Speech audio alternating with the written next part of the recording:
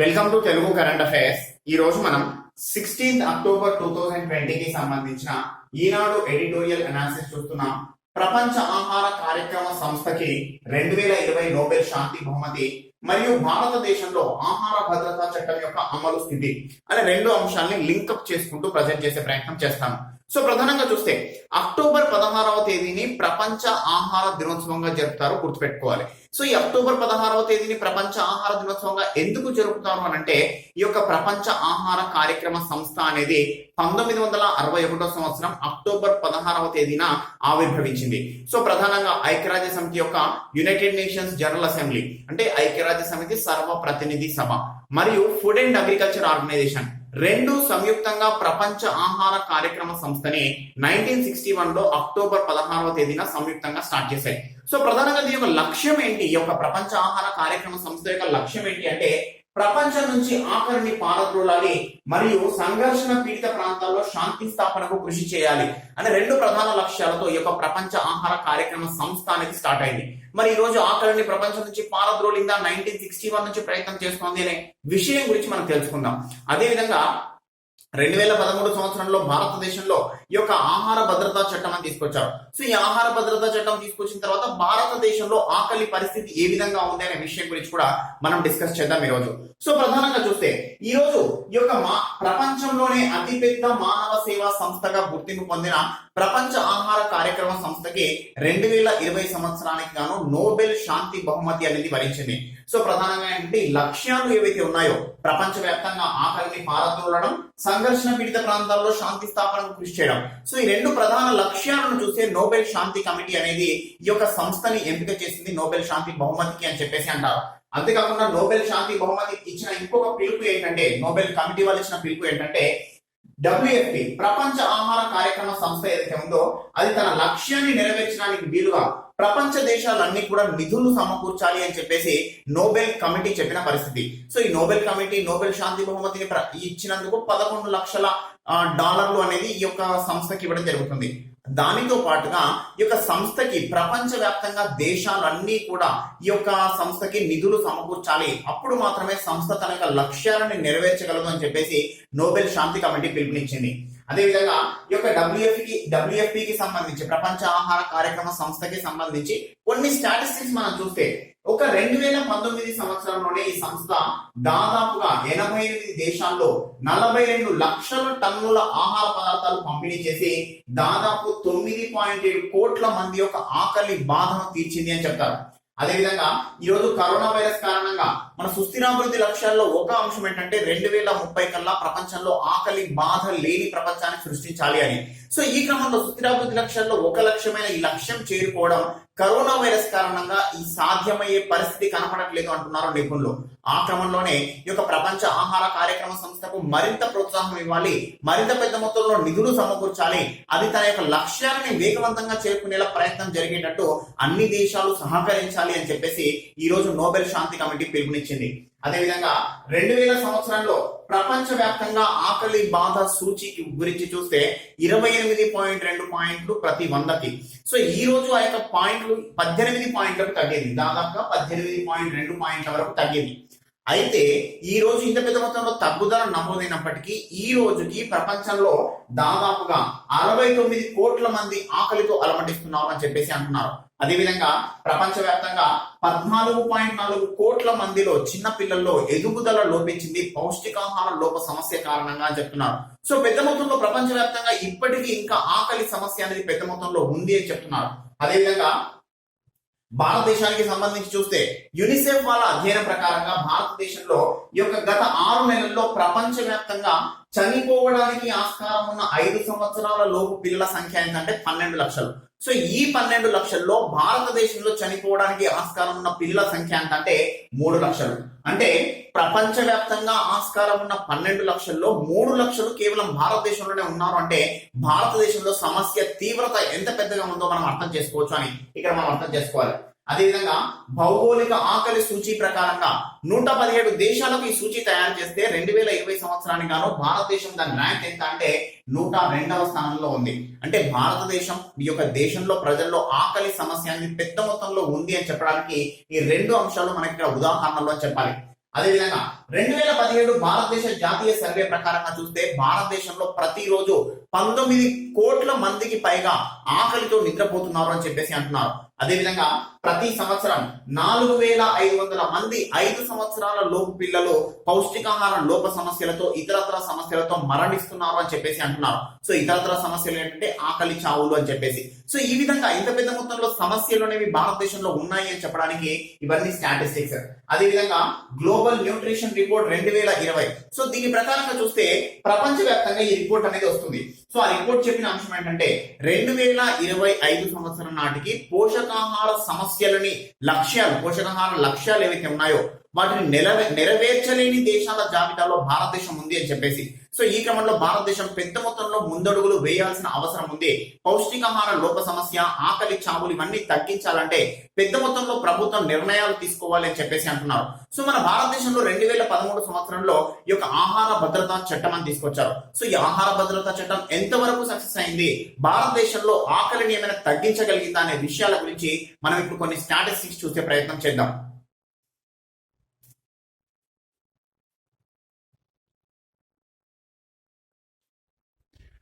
So భారతదేశంలో ఆహార భద్రతా చట్టం గురించి మనం బ్రీఫ్ గా మాట్లాడుకుంటే 2013 సంవత్సరంలో ఆహార భద్రతా చట్టం అనేది రావడం జరిగింది. మరి ఆహార భద్రతా చట్టం రావడానికి మూల కారణాలు ఎక్కడి నుంచి ఉన్నాయని చూస్తే భారతదేశ రాజ్యాంగంలో 21వ ఆర్టికల్ చెప్పే అంశం ఏంటంటే జీవించే హక్కు.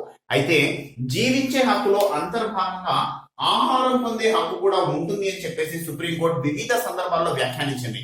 అదేవిధంగా భారత రాజ్యాంగంలో ఆదేశిక సూత్రాల్లో 47వ ఆర్టికల్ చెప్పే అంశం ఏంటంటే ప్రజలందరికీ పౌష్టికాహారం అందించాలి మరియు వారి యొక్క జీవన, ఆర్థిక, ఆరోగ్యపరమైన సమస్యలు రాకుండా రాజ్యం చర్యలు తీసుకోవాలి అని ఉంటుంది. సో ఈ క్రమంలో ప్రభుత్వము ఈ 21వ ఆర్టికల్ మరియు 47వ ఆర్టికల్ ని దృష్టిలో పెట్టుకొని వివిధ అంశాలను చేపట్టడానికి ప్రయత్నం చేసింది. అంతేకాకుండా 2001 సంవత్సరంలో ఒక అంశం జరిగింది భారతదేశంలో, చాలా ముఖ్యమైన అంశం. PUCL అనే స్వచ్ఛంద సంస్థ సుప్రీంకోర్టులో ఒక పిటిషన్ వేసింది. ఏంటంటే దేశంలో పెద్ద మొత్తంలో ఆహార నిల్వలు అందుబాటులో ఉన్నాయి, అయినప్పటికీ భారతదేశంలో పెద్ద మొత్తంలో ఆకలి చావులు నమోదవుతున్నాయి. సో రెండు అంశాల మధ్య కాంట్రడిక్టరీ ఉంది కాబట్టి ఈ రెండు అంశాల మధ్య సమన్వయం జరిగేలా చర్యలు తీసుకోవాలి అని చెప్పేసి భారత ప్రభుత్వం మరియు ఫుడ్ కార్పొరేషన్ ఆఫ్ ఇండియాని ప్రతివాదులుగా చేరుస్తూ ఒక పిటిషన్ దాఖలు చేసింది సుప్రీంకోర్టులో. సో సుప్రీంకోర్టు యొక్క దీన్ని విచారించి భారత ప్రభుత్వం మరియు ఫుడ్ కార్పొరేషన్ ఆఫ్ ఇండియాకి కొన్ని ఆదేశాలు జారీ చేసింది. ఏంటంటే భారతదేశంలో ఆకలి బాధలు తగ్గించడానికి చర్యలు తీసుకోవాలి అని చెప్పేసి. సో ఈ క్రమంలోనే భారతదేశంలో ప్రభుత్వం కొన్ని చర్యలు తీసుకుంది. ఒక కేసు తర్వాత ఏంటంటే 2005 సంవత్సరంలో ఈ యొక్క మహాత్మా గాంధీ జాతీయ గ్రామీణ ఉపాధి హామీ చట్టం అని తీసుకురావడం, అదేవిధంగా 2013 సంవత్సరంలో ఆహార భద్రతా చట్టం అని తీసుకురావడం జరిగింది.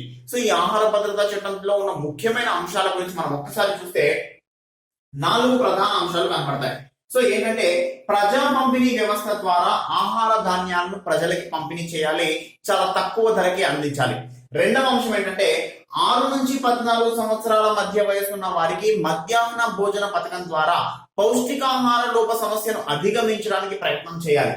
ఇక మూడవ అంశం ఏంటంటే 6 నెలల నుంచి 6 సంవత్సరాల ఉన్న బాలబాలికల వయసుకి 6 నెలల నుంచి 6 సంవత్సరాల మధ్య ఉన్న వారికి పెద్ద మొత్తంలో అంగన్వాడీల ద్వారా వాళ్ళకి పౌష్టికాహార సమస్య అధిగమించడానికి ప్రయత్నం చేయాలి. ఎందుకంటే 6 నుంచి 14 సంవత్సరాల వరకు మిడ్ డే మీల్స్ ఇస్తున్నారు, కానీ లెస్ దాన్ 6 ఇయర్స్ 6 మంత్స్ నుంచి 6 ఇయర్స్ మధ్యలో ఉన్న వాళ్ళకి ఈ యొక్క అంగన్వాడీల ద్వారా పౌష్టికాహారం అందించే ప్రయత్నం చేయాలి.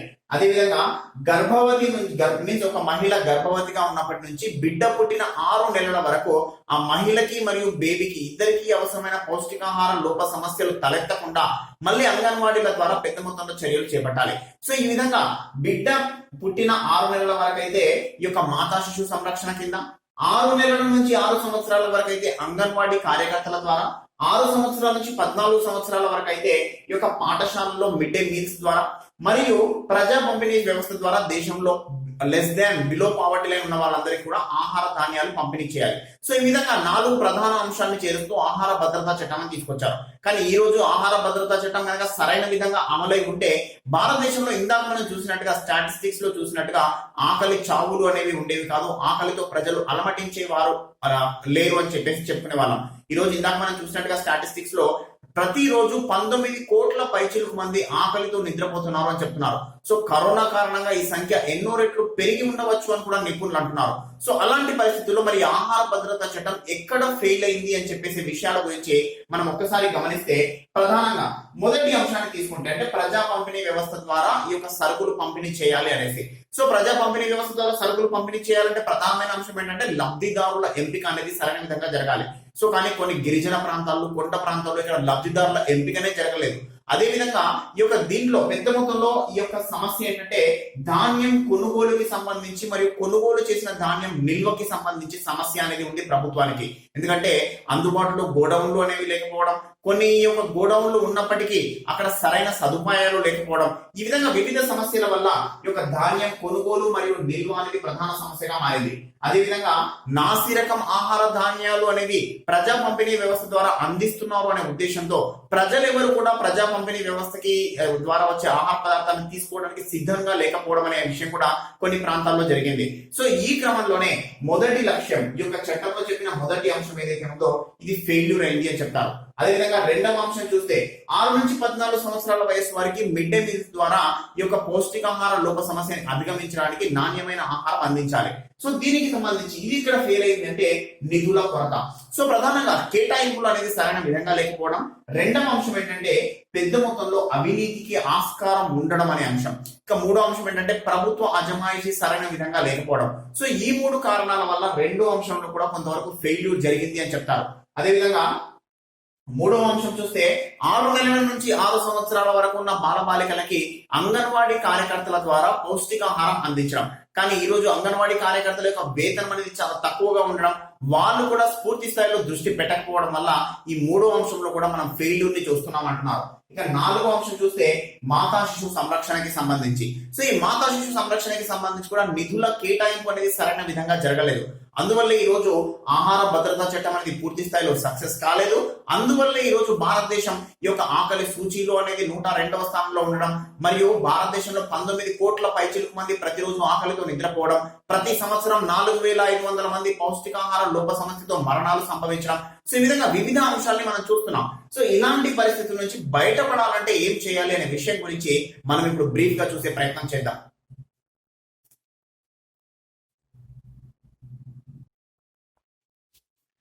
సో ఇందాక చూసినట్టుగా ఆహార భద్రతా చట్టంలో ఉన్న ఫెయిల్యూర్స్ ని అధిగమించాలంటే ఏం చేయాలంటే ప్రధానంగా ఏంటంటే నిధుల కేటాయింపు అనేది పెంచాలి.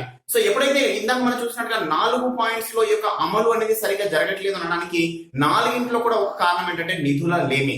సో ఈ నిధులు అనేది ప్రభుత్వాలు బడ్జెట్ లో కేటాయింపులు చేయాలి. ఆ కేటాయింపుల్ని ఈ యొక్క వేగవంతంగా సంబంధిత అంశాలకు అందేటట్టుగా చర్యలు చేపట్టాలి. అదే విధంగా ఈ రోజు ఉన్న ఇంకొక అంశం ఏంటంటే ఆహార వృధా. ఈ రోజు ప్రపంచంలో ఈ రోజు తింటున్న ఆహారంలో 1/3 వంతు ఆహారం అనేది వృధా అవుతుంది అని చెప్పేసి అంటున్నారు. సో ఈ రోజు చైనా దేశం క్లీన్ యువర్ ప్లేట్ అనే అంశంతో ముందుకు వచ్చింది. కారణం ఏంటంటే ఆ దేశంలో పెద్ద మొత్తంలో ఆహార సమస్య తలెత్తబోతుంది అని నిపుణులు చెప్తున్న క్రమంలో ఆ దేశ అధ్యక్షుడు జిన్పింగ్ గారు చెప్పిన అంశం ఏంటంటే క్లీన్ యువర్ ప్లేట్. సో అలాంటి తరుణంలో ఇక ప్రపంచంలో ఇలాంటి అంశాలని అన్ని దేశాలు గమనించాలి. ఆహార వృధాని అరికట్టే విధంగా ప్రజలకి అవగాహన కల్పించాలి. ఆ వృధా అవుతున్న ఆహారాన్ని మనం సేవ్ చేయగలిగినట్లయితే అదే దేశంలో ఎంతో మంది కడుపులు నింపుతుంది అని చెప్పేసి అంటున్నారు. అదే విధంగా ఇంకొక అంశం ఏంటంటే ఆహార భద్రతా చట్ట అమలుకి సంబంధించి పర్యవేక్షణ సరైన విధంగా లేదు. సో ప్రభుత్వం పెద్ద మొత్తంలో పర్యవేక్షణ పెంచాలి, సంబంధిత అధికారులను పెద్ద మొత్తంలో నియామకాలు చేపట్టాలి. అప్పుడు మాత్రమే ఈ యొక్క 0 to 6 years కావచ్చు, లేదా 6 to 14 years కావచ్చు, లేదా గర్భిణీ స్త్రీలకి సంబంధించి కావచ్చు. సో వీళ్ళందరికీ కూడా పోషకాహార సమస్య అనేది లేకుండా ఉంటుంది. అదే విధంగా పబ్లిక్ డిస్ట్రిబ్యూషన్ స్కీమ్ ద్వారా అంటే రేషన్ దుకాణాల ద్వారా నాణ్యమైన సరుకులు సరఫరా అవుతాయి అని చెప్పేసి అంటున్నారు. అదేవిధంగా పోషకాలను ఇచ్చే ఆహార పదార్థాల యొక్క ఉత్పత్తి అనేది పెద్ద మొత్తంలో పెరగాలి. దీనికి సంబంధించి పరిశోధనల వైపుగా ప్రభుత్వం ప్రోత్సాహం ఇవ్వాలి. అప్పుడు మాత్రమే వాటి ఉత్పత్తి పెరుగుతుంది, పోషకాహార సమస్య అనేది తలెత్తే అవకాశం కూడా ఉండదు అని చెప్పేసి నిపుణులు అంటున్నారు. ఈ విధంగా ప్రభుత్వం తీసుకునే కొన్ని చర్యలు దేశంలో పోషకాహార సమస్యని పారద్రోలుతాయి. అదే విధంగా దేశంలో ఆహారానికి సంబంధించి ఆకలి చావులు అనే సమస్య కూడా పారద్రోలబడుతుంది అని చెప్పేసి నిపుణులు అంటున్నారు. సో ఇదండి ఈ రోజు వచ్చిన ఎడిటోరియల్ అంశం. నెక్స్ట్ ఇంకో ఎడిటోరియల్ తో మళ్ళీ కలుస్తాను. Thank you.